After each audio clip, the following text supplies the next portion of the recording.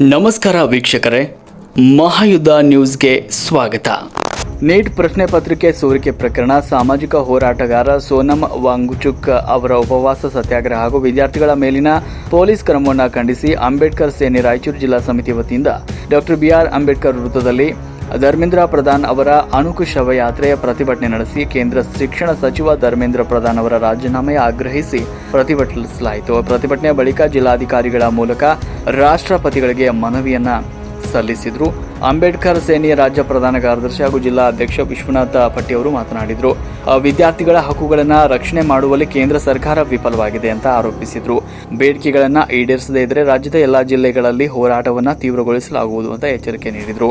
ಪ್ರತಿಭಟನೆಯಲ್ಲಿ ತಮ್ಮಣ್ಣ ವಕೀಲರು, ಬಂದೆನವಾಜ್, ರಾಮಕೃಷ್ಣ, ಅಮರಯ್ಯ ಸ್ವಾಮಿ, ಚಂದ್ರು ಎಕ್ಲಾಸ್ನೂರು, ಮರಪ್ಪ, ಜಂಬಣ್ಣ, ಸುರೇಶ್ ಪಟ್ಟಿ, ರಾಜು ಪರಶುರಾಮ್, ಪುಷ್ಪ, ರಾಜ್ಕುಮಾರ್ ಸ್ವಾಮಿ ಸೇರಿದಂತೆ ಹಲವರು ಭಾಗವಹಿಸಿದರು.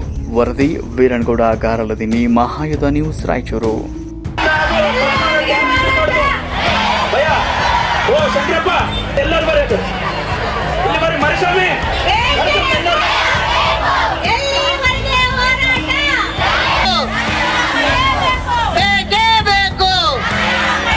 ಎಜುಕೇಶನ್ ಮಿನಿಸ್ಟರ್ ರಾಜೀನಾಮೆ ಕೊಡಲೇಬೇಕು.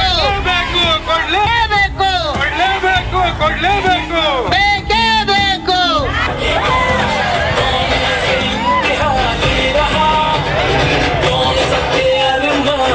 ವಿನಂತಿ, ಸ್ವಲ್ಪ ಜಾಗ ಬಿಟ್ಟು ಸಾರಿಗೆ ಕೂತ್ಕೊಳ್ಬೇಕಾಗಿರೋ ಸ್ವಲ್ಪ ಅವ್ರು ಕಾರಣ ರವಿ ಸಾಹೇಬರಿಂದ ನಿಂತಾದ್ರೆ ಎಲ್ಲರೂ ಕೂತ್ಕೋಬೇಕಂತ ವಿನಂತಿ ಮಾಡಿಕೊಳ್ಳುತ್ತೇವೆ. ದಯವಿಟ್ಟು ಬಿಜೆಪಿ ಸರ್ಕಾರಕ್ಕೆ, ದೇಶದ ಯುವಜನತೆಗೆ, ಗುಂಡಾ ಮೋದಿ ಸರ್ಕಾರಕ್ಕೆ, ಗುಂಡಾ ಮೋದಿ.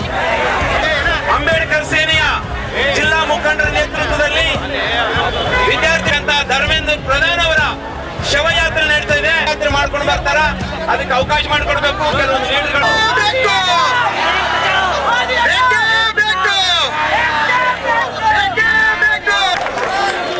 ನಾವು ಎಜುಕೇಶನ್ ಸಿಸ್ಟಮ್ ನಮ್ದು ಬಹಳ ಫಂಡಮೆಂಟಲ್ ರೈಟ್ಸ್ ಅನ್ನು ಯಾರು ಕರೆಕ್ಟ್ ಆಗಿ ಇನ್ಕ್ಲೂಡ್ ಮಾಡಿಲ್ಲ.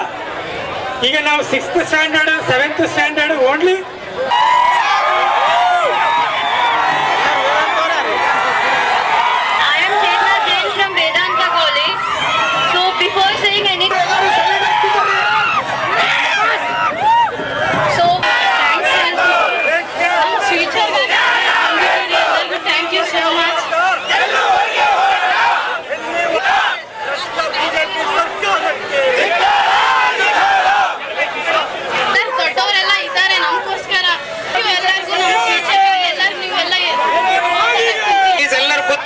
ಸ್ವಲ್ಪ ಶಾಂತ ಆಗಿರಿ ಪ್ಲೀಸ್. ಎಲ್ಲರೂ ಕೂತ್ಕೊಳ್ಳಿ.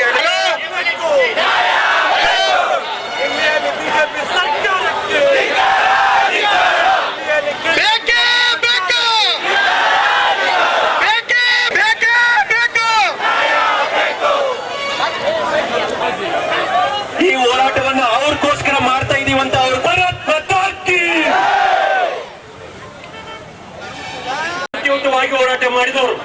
ಆದ್ರೆ ಪೊಲೀಸರು ಏನ್ ಮಾಡಿದ್ರು, ಬಿಜೆಪಿ ಸರ್ಕಾರ ಏನ್ ಮಾಡಿತ್ತು ಅಂತ ಹೇಳಿ ನಿಮ್ಗೆಲ್ಲ ಗೊತ್ತಿದೆ, ಹೌದಾ ಇಲ್ಲ? ಏನ್ ಮಾಡಿದೆ? ಲಾಠಿಗಳು ಬೀಸಿದ್ರು ನಮ್ಮ ಮಕ್ಕಳ ಮೇಲೆ, ಚಿಕ್ಕ ಚಿಕ್ಕ ಮಕ್ಕಳ ಮೇಲೆ. ನೀವೆಲ್ಲ ಸೋಷಿಯಲ್ ಮೀಡಿಯಾದಲ್ಲಿ ನೋಡಿದ್ರಿ, ಹೌದಾ ಇಲ್ಲ? ನೋಡಿದ್ರಾ ಇಲ್ಲ? ಎಲ್ಲರೂ ಕೈ ಎತ್ತಬೇಕು ನೀವು. ಇಡೀ ನಮ್ಮ ಮಕ್ಕಳನ್ನ, ಸಣ್ಣ ಸಣ್ಣ ಮಕ್ಕಳನ್ನ, 16 ವಯಸ್ಸು, 18 ವಯಸ್ಸು, 20, 25 ವರ್ಷ ಮಕ್ಕಳಿಗೆ ಲಾಠಿ ಬೀಸಿ ಭಯಂಕರವಾಗಿ ಏನು ದೇಶದ್ರೋಹಿಗಳನ್ನ ಯಾವ ರೀತಿ ಹೊಡಿತಾರಲ್ಲ ಆ ರೀತಿ ಹೊಡೆದಿದ್ದಾರೆ ಇವರು. ಯಾವ ರೀತಿ ಆತಂಕವಾದಿಗಳನ್ನ ಹೊಡಿತಾರಲ್ಲ ಆ ರೀತಿ ನಮ್ಮ ಮಕ್ಕಳನ್ನ ಹೊಡೆದಿದ್ದಾರೆ ಇವರು. ಬೀದಿ ಬೀದಿಯಲ್ಲಿ ಈ ಲಕ್ಷಾಂತರ ಹುಡುಗರನ್ನ ಏನು ಎಲ್ಲಿ ಯಾವ ಟಿವಿ ಚಾನೆಲ್ ಅಲ್ಲಿ ಬರಕೂಡದು ಅಂತೇಳಿ ಎಲ್ಲೆಲ್ಲಿ ನಿಲ್ಲಿಸಬೇಕು ಅಲ್ಲಲ್ಲಿ ನಿಲ್ಲಿಸಿ ಅವ್ರ ಮೇಲೆ ಅತ್ಯಾಚಾರ ಮಾಡಿದ್ದಾರೆ. ಅದರ ವಿರುದ್ಧವಾಗಿ ಈ ಹೋರಾಟವನ್ನ ನಾವು ಮಾಡ್ತಾ ಇದ್ದೀವಿ ಬಂಧುಗಳೇ. ಇವತ್ತು ನಾವು ನಿಮ್ಮ ಜೊತೆಯಲ್ಲಿ ಇದೀವಿ, ನಿಮ್ಮ ಭವಿಷ್ಯ ಜೊತೆಯಲ್ಲಿ ಇದೀವಿ ಅಂತ ಹೇಳಕ್ಕೆ ಈ ಒಂದು ಇಡೀ ದೇಶಾದ್ಯಂತ ಆಂದೋಲನ ನಾವು ನಿಮ್ ಜೊತೆಯಲ್ಲಿ ಮಾಡ್ತಾ ಇದ್ದೀವಿ. ಹಾಗಾಗಿ ಇವತ್ತು ಏನು ಜಂತರ್ ಮಂತರದಲ್ಲಿ ಮಾಡಿದಂತ ಒಂದು ಕ್ರೂರವಾದಂತ ಈ ಸರ್ಕಾರ, ಬಿಜೆಪಿ ಸರ್ಕಾರ ಮತ್ತೆ ಮೋದಿ ಸರ್ಕಾರ ವಿರುದ್ಧ ನೇರವಾಗಿ ರಾಹುಲ್ ಗಾಂಧಿ ಅವರು ನೇರವಾಗಿ ಅವ್ರ ಮನೆಗೆ ನುಗ್ಗಬೇಕು ಅಂತ ಹೇಳಿ ತೀರ್ಮಾನ ಮಾಡಿದ್ರು. ಯಾರ ಮನೆಗೆ? ಪ್ರಧಾನಮಂತ್ರಿಗಳ ಮನೆಗೆ. ಯಾವ ಮನೆಗೆ ನಾವು ನುಗ್ಗಬೇಕು ಅಂತ ಹೇಳಿದ್ರೆ ನೇರವಾಗಿ ನಾವು ಪ್ರಧಾನಮಂತ್ರಿಗಳಿಗೆ ನಾವು ನುಗ್ಗಬೇಕು. ಯಾಕಂತಂದ್ರೆ ಈ ಸರ್ಕಾರಕ್ಕೆ ಕಿವಿ ಇಲ್ಲ, ಬಾಯಿ ಇಲ್ಲ, ಬಹಳ ಮುಖ್ಯವಾಗಿ ಒಂದು ಹೃದಯ ಇಲ್ಲ. ಅವ್ರಿಗೆ ಹೃದಯ ಇದೆ ಇವ್ರಿಗೆ. ಒಂದು ಶಬ್ದ ಈ ಮಕ್ಕಳಿಗೋಸ್ಕರ, ಈ 22 ಮಕ್ಕಳು ಏನು ಅವರು ಸೂಸೈಡ್ ಮಾಡ್ಕೊಂಡಿದ್ದಾರೆ, ಅವ್ರ ಮಕ್ಕಳಿಗೆ ಸಾಂತ್ವನ ಹೇಳಿದ್ರ ಇವರು ಎಲ್ಲ ಒಂದ್ ಕಡೆ. ಹಾಗಾಗಿ ನಮಗೆ ಪಾರ್ಲಿಮೆಂಟ್ ಒಳಗಡೆ ಮಾತಾಡಕ್ ಕೊಡ್ತಾ ಇಲ್ಲ ಅಂತ ಹೇಳಿ ನೇರವಾಗಿ ಅವ್ರ ಮನೆಗೆ ನುಗ್ಗಿದ್ರೆ ಮಾತ್ರ ನಮ್ಗೆ ಒಂದು ಅವಕಾಶ ಸಿಗ್ತದೆ ಅಂತ ಹೇಳಿ ರಾಹುಲ್ ಗಾಂಧಿ ಅವರು ಬೀದಿಗಿಳಿದು ಅವರು ಹೋರಾಟ ಮಾಡ್ತಾ ಇದ್ದಾರೆ. ಇವತ್ತು ಯಾರಿಗೋಸ್ಕರ ಮಾಡ್ತಾ ಇದ್ದಾರೆ ಮಕ್ಕಳೇ? ಯಾರಿಗೋಸ್ಕರ ರಾಹುಲ್ ಗಾಂಧಿ ಅವರು ಮಾಡ್ತಾ ಇದ್ದಾರೆ? ನಮ್ಮ ಮಕ್ಕಳ ಭವಿಷ್ಯಕ್ಕೋಸ್ಕರ ಮಾಡ್ತಾ ಇದ್ದಾರೆ.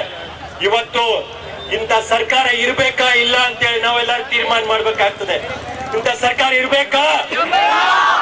ಯಾವುದಕ್ಕೋಸ್ಕರ ಈ ಸರ್ಕಾರ ಇರ್ಬೇಕು? ನಮ್ಮ ಭವಿಷ್ಯವನ್ನ ಕಟ್ಟಬೇಕಾದಂತ ಈ ಸರ್ಕಾರ ನಮ್ಮ ಭವಿಷ್ಯವನ್ನ ಹಾಳು ಮಾಡ್ತಾ ಇದೆ ಅಂತಂದ್ರೆ ನಾವು ಈ ಸರ್ಕಾರ ವಿರುದ್ಧ ನಾವು ಆಂದೋಲನ ಮಾಡಬೇಕಾಗ್ತದೆ, ಬೀದಿಗಿಳಿಬೇಕಾಗ್ತದೆ.